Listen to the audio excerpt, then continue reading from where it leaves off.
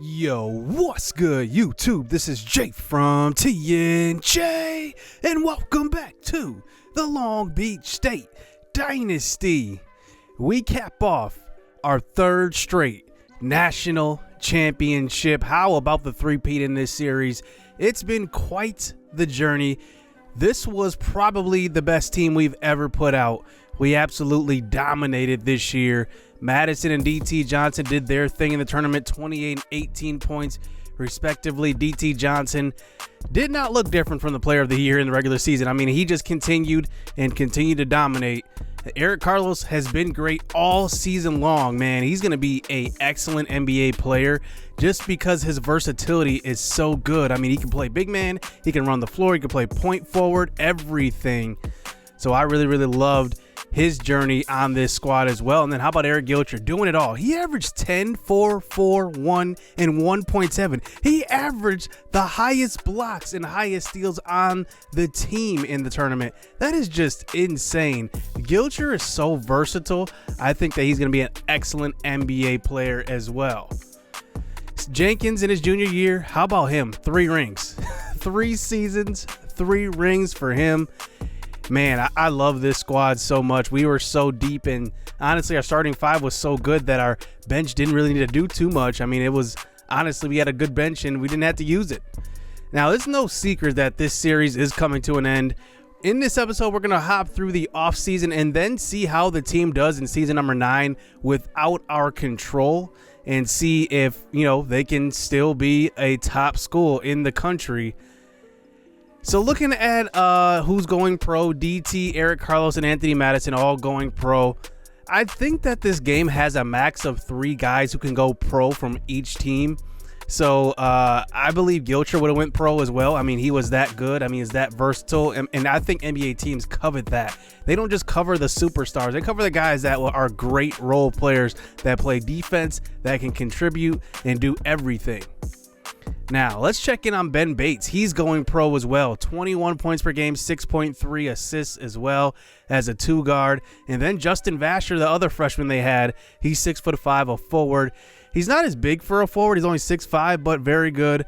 I think that both of those guys will have great NBA careers. Danny Goff for Arizona is going to go pro, and one thing about him is that he improved his points per game by 10 points. I mean, he was very good. Shot 51% from the field as well, and 42% from 3. An excellent improvement from his freshman season. He will be probably a lottery pick because he's such a good scorer. And now we hop into the offseason in recruiting. Now, one thing I noticed that I love about this game from year to year, sometimes you're going to get a good recruiting class that a lot of pool of the guys that are interested in you, and sometimes you're not. And this time, the last 2 years actually, I believe last year we actually had to earn it with DT Johnson and Anthony Madison. But besides those 2, I think that we didn't really have an excellent recruiting class. 2 years ago, our recruiting class was kind of weak, I thought, but this year is kind of the weakest. We only have one guy that's interested, that's the highest, that's actually a top 10 recruit. Everybody else is just kind of in the top 100 or below and not really, the top recruits. And I don't think we have anybody that's, like I said, top 10 that is like super interested in coming to our squad, at least not in the top 5 in their schools of interest.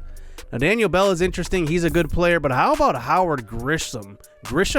How about Howard Grisham? I can't even say his name right. He is 7'4" out of Mill Creek, Utah.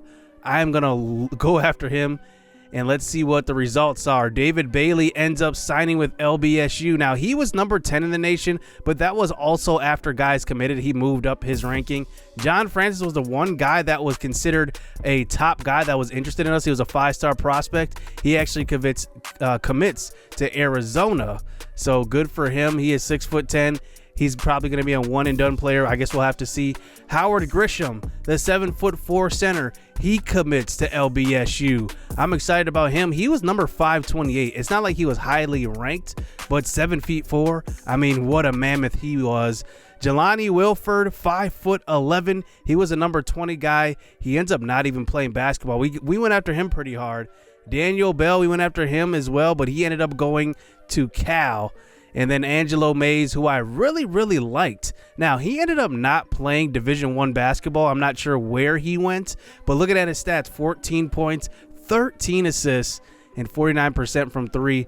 That's the type of guy that I like, and his size is excellent too. As a two-guard, 6'4", I think that this guy could have been amazing for LBSU, and he probably could have started year one right away. And then Richard Crawford, a 6'1" point guard, he goes to UNLV. He's out of Michigan. So our final roster going into this season honestly doesn't have the star power, but a very well-rounded lineup. Dominique Kirkland is going to be the center or power forward, a very good rebounder. He was off the bench last year. He's 6'8". And then I have Howard Grisham. I can't leave that height out of the starting lineup. I'm going to put him at the center position. I'm going to move Kirkland to the 4 and see what happens here this year. I think that Grisham is going to be a guy that's going to have to just use his size. He's not a great scorer. He's a decent rebounder, not a great rebounder, but he's going to use that size. Like I said, defense, his defense ability is 88. It's not the highest on the team, but it's actually pretty good. 88 is actually really, really good. Honestly, compared to everybody else, it's not as good, but on our team, it's going to do it for a center. Steve Jenkins, he's going to come into this year, his senior year, 4th year with the program, and he's one of those rare guys who goes all 4 years. He reminds me of William Caesar a little bit a few years ago. William Caesar stayed all 4 years as well, and he came off the bench a couple of years and then started a couple of years. Kind of the same thing that Steve Jenkins is doing. I'm expecting probably that Steve Jenkins is going to lead our team in scoring. Gilcher returns. Well, like I said, I think there's a max of 3 guys that can commit to the NBA, and I think that Gilcher would have, but the fact of the matter is that, you know, that cap is there. So he's going to return. He's going to be the starting 2 guard. And then Alex Kirby moves into the starting lineup. I liked him coming off the bench last year in his junior year. He will get to start here at point guard. David Gill will come off the bench again. He's 85 overall. Still a great player. 94 3-pointer. That's the best on the squad. Ace Jenkins, 79 overall. He's very, very good. David Bailey, he's going to be that freshman coming off the bench. He's 6'1". He might have to wait for his turn, but right now he's coming off the bench. Who knows? We could switch that up in the future. But I like what he does. He's an excellent passer, 97 passing. Honestly reminds me of Michael Workman. Michael Workman was such a good passer, and maybe David Bailey is a comparable player. He's got 83 pointers, not the highest on the squad, but I'm going to be looking for him to get some playing time. Our big men are definitely our weakness off the bench. We have Jalen Burton, who's coming into a sophomore year, but only 64 overall. And I think that's one thing I like about the game is that, like, hey, if you don't get the recruits, then you're just going to be stuck with these walk-ons that you have to develop. And Jalen Burton actually developed pretty nicely. He was in his 50s last season. So I like that he's at 64 overall right now. I mean, I know it's low, but still, it's something. So here's our schedule coming into this year. We went 37-2 last year. We actually are preseason ranked number 1. I don't know why that is, because we definitely don't have a lot of returners. And it's kind of funny because, you know, the year that we first won the championship, I think we came into that next season preseason ranked and we weren't even ranked. So it's surprising to see that we're number 1 after losing 3 of our main starters. So let's get into the season now. We open up against Minnesota at home, and we absolutely go after it right away. And how about Kirkland and Jenkins? They lead the way. Kirkland had, it looked like, actually Jenkins had 28. It looked like Kirkland had about 20 points. And how about Grisham? He had 0 points, 12 rebounds in the opener of his college career. So we do get invited back to the Maui Invitational. Let's see if we can win it this time. We do face Alabama in the first round. We faced Alabama before in the Final Four, our first Final Four. That was the year that we lost in the Final Four. They ended up winning the championship that year. We get a rematch with them now, and we end up beating them by 8, 98-90. Dominique Kirkland had 37 points in this game. Jenkins had 20 as well. Then we play Southern Illinois. Remember, Southern Illinois made it to the Elite 8 last year and then lost. And then Georgia Tech ended up making it to the Final Four. We ended up beating them to go to the championship. And then we get the national championship rematch here. Definitely not a straight up rematch because obviously we're missing a ton of guys from that championship team, 4 main players. And let's see if we can get the win here. It's a close game into the second half, and we go to overtime, down by 4 with 1:50 left. I almost jumped in right there. I wanted to see what it would look like, but we ended up simming the entire game, 75-66. It looks like Steve Jenkins is on a pretty good tear as far as scoring the ball. He had 25 in his game. Moss looks like he continued his career with Georgetown. He had 11 assists in that game. So let's look at recruiting. Now, obviously this won't matter because this is just a sim here to see what we do in this season. But Adonis Walter is 7'4" and a top 10 prospect. He's interested in us. We're not his top school right now, but 29 points per game, 4.5 blocks, 15.5 rebounds, 1 assist, 14% from 3. This is a guy that is every coach's dream. At 7'4", we are second on his list to SIU. How about Southern Illinois? They are coming up in this series, becoming a very good team here in this dynasty. And like I said, I have, aspirations, I guess you would say, to make another NCAA 10 series. It's coming up.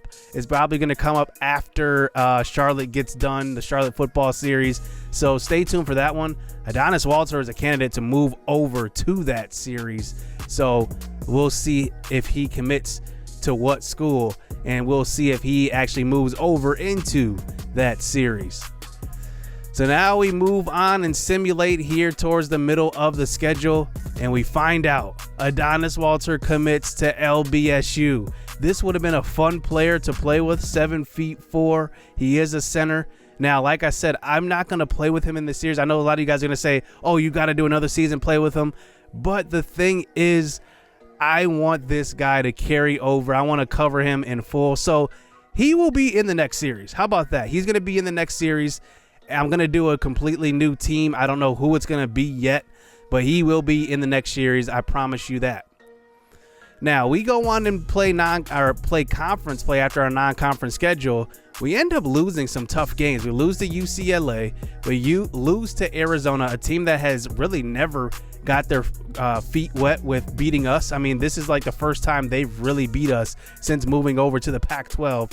Stanford, for some reason, always beats us. It seems like it's always that way. They beat us 74-62. And this team just kind of like hovers around 500. And we end up the regular season 16-14. You can see we lost to Arizona and Cal back-to-back. We did win versus Oregon State to cap off the season. But we are just a 500 team pretty much. Steve Jenkins averaged a team high 20 points, 4 rebounds, 2 assists, and 2.1 blocks. That earns him all first team defensive in the conference. No All-Americans this year, but we did have an all-conference player in Jenkins. Looks like Kirby averaged 12 points, and he only averaged 4 assists. So maybe that kind of hurt us a little bit. Our point guard didn't average that many assists. Gilcher averaged 5.3 assists. Dominique Kirkland did not quite average a double-double, 9.7 points and 7.5 rebounds a game.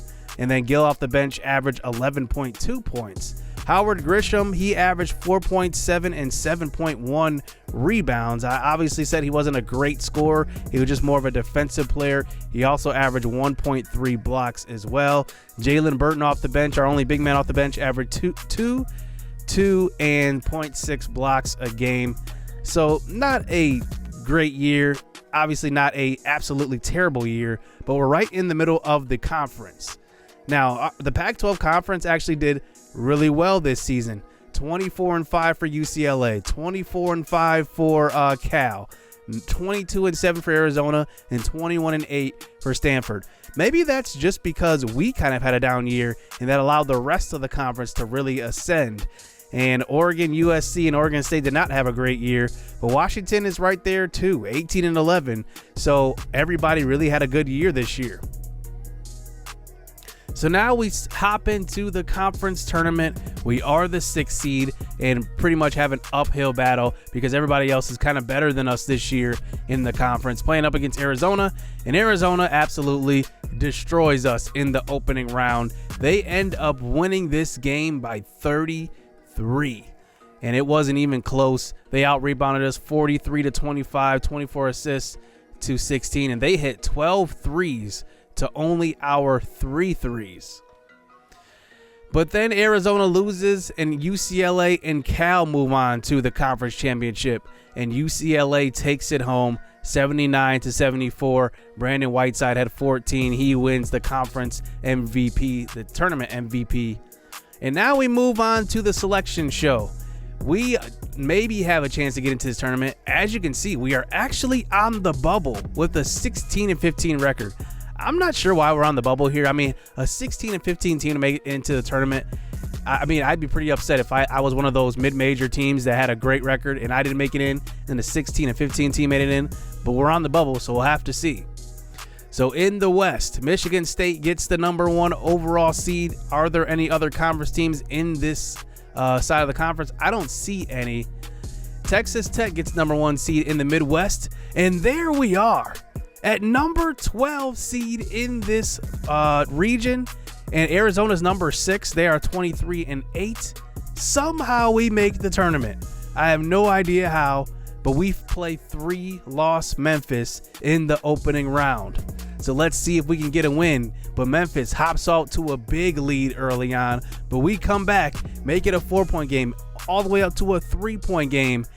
And then Memphis starts to, keep their distance. They start to pull away, and they win this game 76-56 and ends our season. We end the season at 500, 16-16. We still made the tournament somehow. I guess it was just a respect thing as we made that tournament. And in the Final Four, we eventually get to this. Michigan State, Cincinnati, Cal makes it, and Arkansas. So 4 teams that have never made the Final Four in this series at all make the Final Four. And the championship game is Michigan State and Cal. And how about Cal representing the Pac-12? The Pac-12 has taken home the past 4 national championships now. Cameron Fuller went nuts, 38 points. And they get the victory here in the championship. What a great game. And man, 87-81. It looks like it was tied at halftime, and then Cal in the second half took over and won and scored more points in the second half, scored 6 more to cap off a national championship. I'm happy for them.